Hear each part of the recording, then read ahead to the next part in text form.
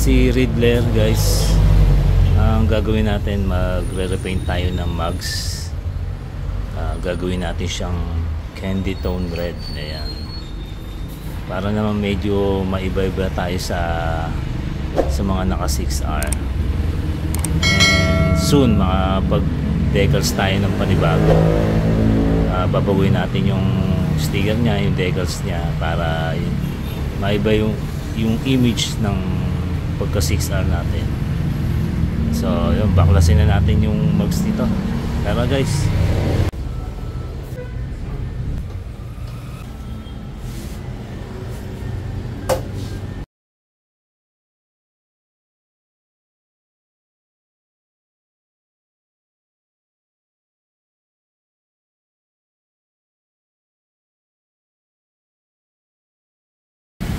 Guys, natanggalan natin yung mag sa likod, gulong.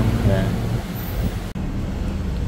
Ito naman guys yung unahan na babaklasin natin. So meron na tayong scissor jack dito magkabila. Ayan. Then ayan guys, nakikita nyo ba yan? Jack yan sa ilalim. Kasi para sure tayo na hindi matumba, kasi wala na siyang gulong guys. So may posibilidad na baka matumba or dumapis dito guys pag wala ng gulong, di ba? So maglalagay tayo ng jack para sa ilalim. Nabili ko nga pala yan sa Shopee. Yan. Lalagay ko na lang yung link niyan sa description box. Yan. So yun, tapos kailangan nyo nito malaking alay para dito guys. Luluwagan natin to, at tanggalin mo muna natin yung caliper magkabila para matanggal natin yung gulong guys.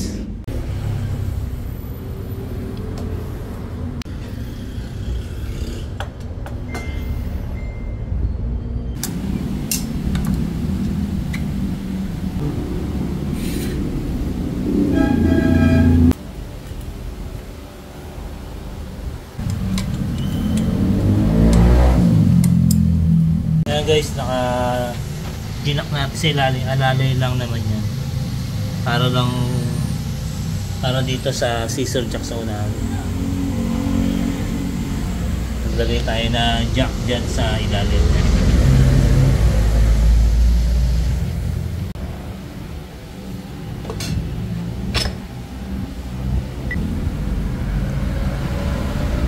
Ayan, natanggal na natin yung gulong sa unahan. Ayan, naka-jack siya.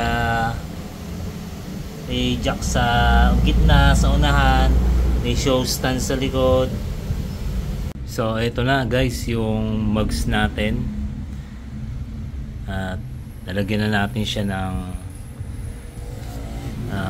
papel sa gilid para hindi maanggihan ng pintura. Ayan. Guys, ito nga pala yung nabili nating mga gagamitin na pintura. So bumili tayo ng primer, surfacer na yan, kulay gray. Ito yung pinaka-catalyst niya.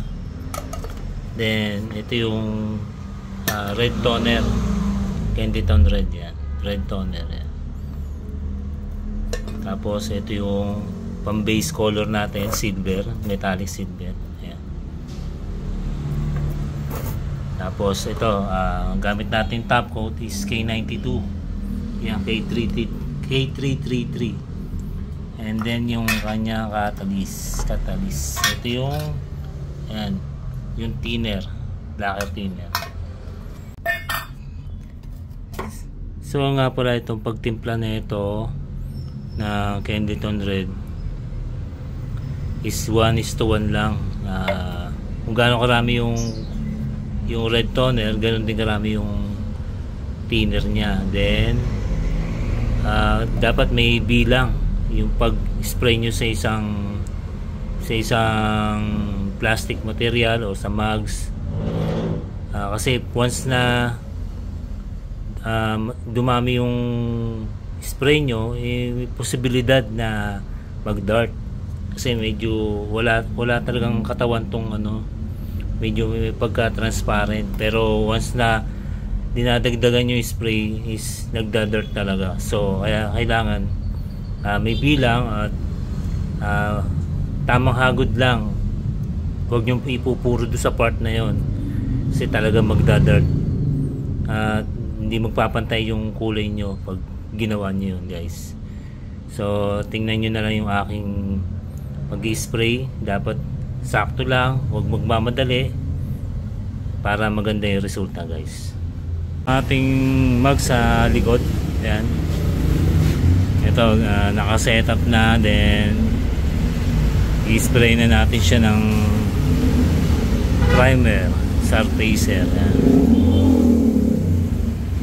Ito nga pala yung aking FB page, FB yan, Gray Fox Type Parts. So yun, tara, bugaan na natin. Itimpla na tayo ng primer. Yan yung catalyst.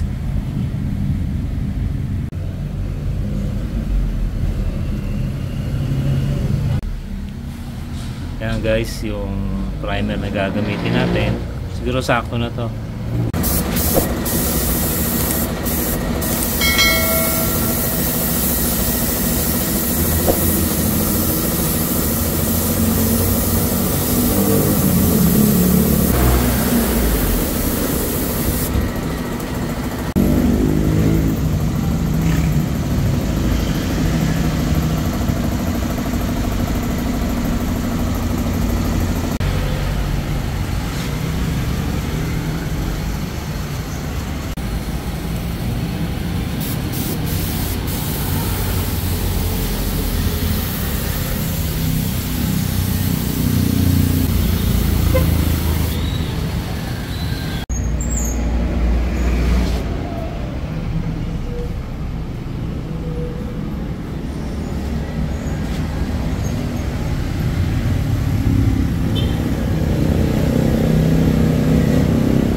Pagtimpla na tayo ng silver, pine silver. Yan.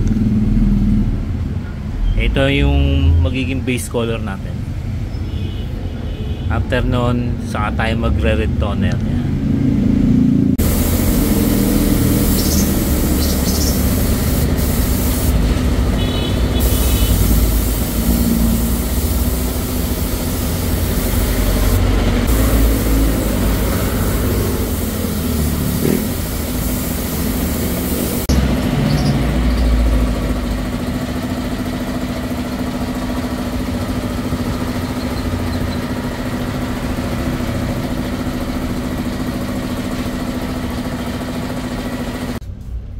Patayuan lang natin siya ng mga 30 minutes, then bubuga na natin siya na red toner, candy tone red. Yan.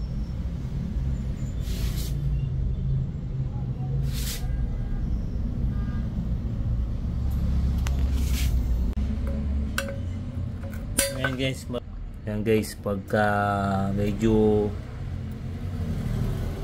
marami kayong patong na ano, magdidilim, magda-dirt yung pagka red niya, so kailangan hanggang 4 lang talaga, pero depende pa rin sa pagbuga.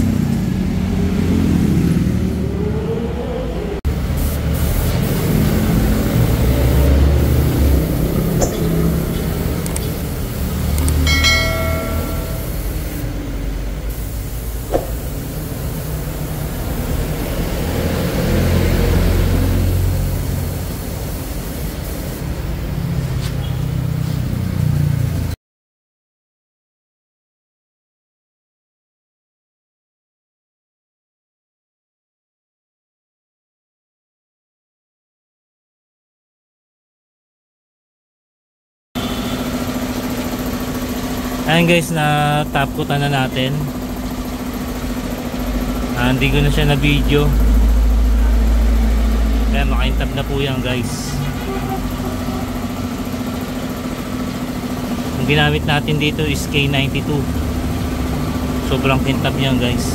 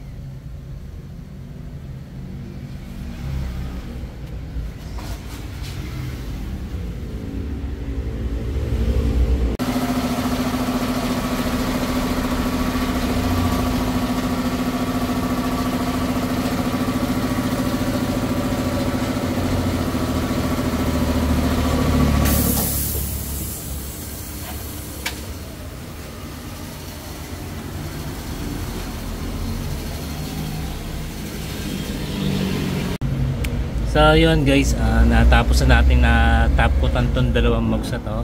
Then patuloy na lang natin ito. Kinabukas inabot na tayo ng alauna ng madaling araw guys. At kailangan natin mapakabit bukas. Kaya tinapos na natin ngayon. Yan guys, sobrang kintab yan. Tingnan natin bukas kung ganyan pa rin kakaintab yan. Pero kay 92 yung ginamit natin na puro, walang thinner yan guys. Catalyst lang kasi ang K92 na top coat is hindi na kailangan ng ano yan, ng thinner kasi malagnaw na yan eh. So catalyst na lang, yun ang catalyst magpapatuyo dyan. So dinamihan natin ang catalyst para mas mabilis yung pagtuyo niya. Ayan guys, na kabitan natin yung mga disc niya. Ayan. So pwede na natin kabit sa big bike, sa 6R. So ito yung kinalabasan ng ating repaint mugs. Ayan. Medyo iba kulay sa cellphone kumpara sa personal. Pero sa personal talagang pulang pula yan.